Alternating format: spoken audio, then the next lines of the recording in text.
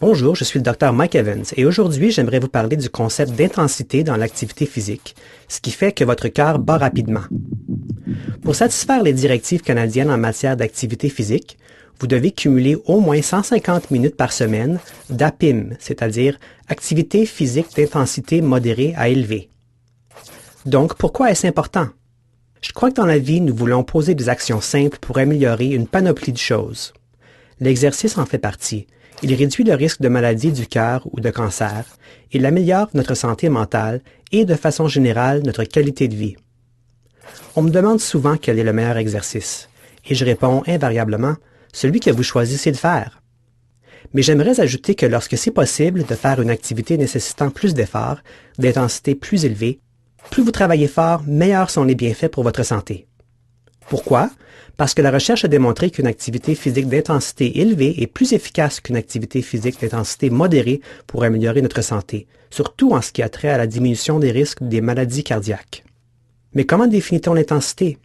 L'intensité, c'est l'effort fourni par une personne pour effectuer une activité spécifique.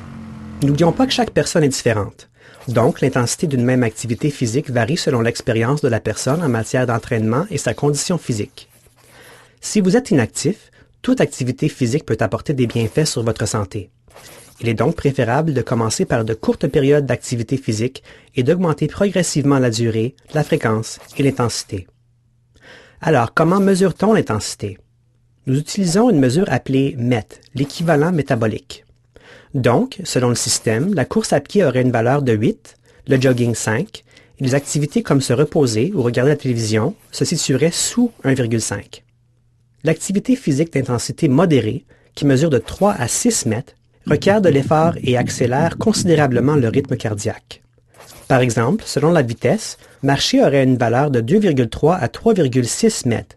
Faire des travaux à l'extérieur se situerait autour de 6 et les tâches ménagères entre 3 et 3,5, et ainsi de suite. L'activité physique d'intensité élevée, qui mesure plus de 6 mètres, requiert un grand effort, entraîne une respiration rapide et augmente considérablement le rythme cardiaque. Il peut s'agir de certains sports ou d'activités comme pelleter de la neige. Il est difficile de maintenir une activité à intensité élevée pendant une longue période. Pour mettre les choses en perspective, pensez à l'entraînement des athlètes. Par exemple, l'entraînement par intervalle, pédaler très vite durant 30 à 60 secondes, puis aller doucement durant 30 à 60 secondes, peut améliorer la performance plus rapidement qu'un effort continu. On peut observer la même chose chez une personne normale. Incorporer de petites périodes d'activité physique d'intensité élevée dans votre routine peut améliorer votre condition physique et réduire le risque de complications pour la santé. Vous n'y voyez toujours pas clair? Je m'explique. Si vous vous êtes donné à une activité physique qui ne modifie pas votre respiration ou qui ne vous fait pas transpirer, alors vous effectuez probablement un entraînement de faible intensité.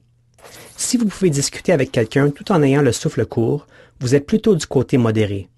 Si vous ne pouvez carrément pas parler avec votre ami, vous êtes passé à une intensité élevée. Si vous pouvez cumuler au moins 150 minutes par semaine d'activité physique d'intensité modérée à élevée, vous atteignez l'objectif. Alors, sortez faire une marche rapide, dansez, ramassez les feuilles ou passez l'aspirateur. Allez hop! C'est tout pour aujourd'hui. Merci de votre attention.